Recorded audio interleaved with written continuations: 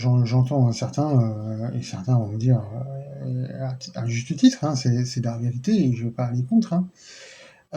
Oui, mais tu sais, Stéphane, il y a un problème, c'est l'argent, il nous faut l'argent. Donc, le boulot alimentaire, c'est l'argent, c'est la sûreté de l'emploi, machin, truc bidule. Ok, j'entends, j'entends. Mais ça, oui, moi, je parle d'un principe fondamental. Je sais pas si vous allez être d'accord avec moi, mais moi, je pense on a tous à faire dans notre vie de tous les jours, on a tous à faire des choix. À partir du moment où on se lève, on fait un choix, on fait le choix de se lever. Et après, dans la journée, il y a tout un cursus de choix.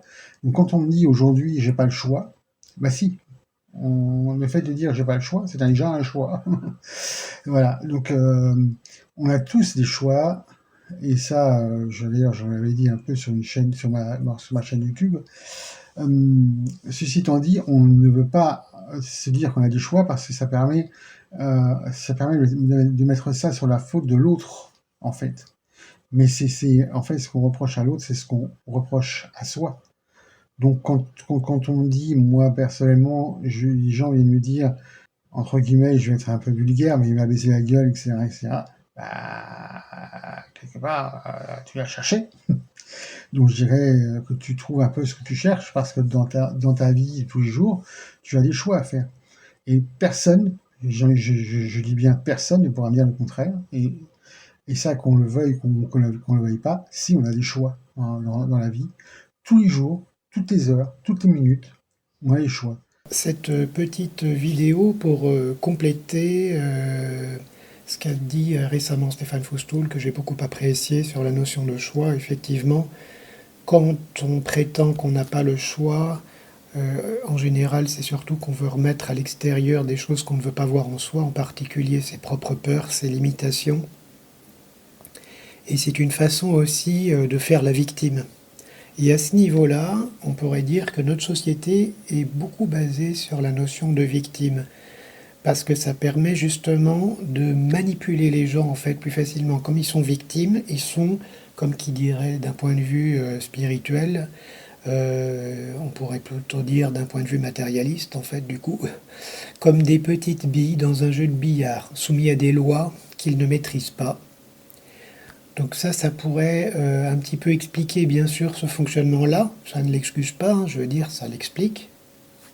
Et pour compléter un petit peu cette idée-là, vous avez peut-être entendu parler, enfin ceux qui font du développement personnel ont souvent entendu parler de cette image du cocher, du voyageur et du cheval. Donc le cocher, c'est le mental qui tient les rênes, souvent, en tout cas chez les Occidentaux, qui veut mener sa calèche, mais sans tenir compte des émotions, des ressentis donc du cheval, et c'est bien dommage. Quant au cheval, quand c'est le cheval fou, entre guillemets, comme on dit, quand il est pris dans les peurs, bah, c'est pas mieux, parce qu'en fait, c'est lui qui va mener la calèche n'importe où, et certainement pas là où aimerait aller le voyageur, donc c'est pas terrible non plus. Et en fait, nous avons un petit peu à prendre en compte ces trois parties, qui sont en fait trois parties de nous-mêmes, qui sont donc une partie incarnée, une partie qui est, on pourrait dire, l'âme, qui est le voyageur donc principal, celui qui est témoin de tout ce qui se passe, et la partie mentale, qui est donc notre cerveau, hein, essentiellement, notre ego, qui lui a été conditionné, qui est lié aussi donc non seulement à nos croyances, mais également tout ce que nous avons emmagasiné comme casquette et aussi comme carapace, qui sont souvent des protections hein, qui étaient liées à des peurs en fait. Pour pouvoir faire face à des peurs, il y a des mécanismes de protection qui font qu'on a un certain nombre de réflexes conditionnés en fait. On a pris un modèle, on a remarqué que dans telle et telle situation, les parents entre guillemets adultes se comportaient de telle manière et donc on a pris ce schéma-là en se disant tiens bah voilà c'est une bonne protection, une bonne façon d'être. Donc la façon d'être victime est une justement des protections quand on ressent de fortes peurs. Donc c'est pas pour excuser encore une fois, c'est pour expliquer un petit peu ce mécanisme. Et donc ce que je voulais dire pour ma part, c'est qu'on a finalement à prendre en compte ces trois parties de nous-mêmes. Parce qu'on ignore en fait souvent qu'on a des parties plus subtiles, surtout en Occident quand on est, comme expliqué, complètement dans le mental. Voilà, c'est Jean-François, donc Jeff Wake Up sur les réseaux. C'est la première fois que je fais une petite vidéo comme ça. Je ne sais pas si je la mettrai sur YouTube, on verra. En tout cas, je voulais la partager sur Telegram. C'est un plaisir.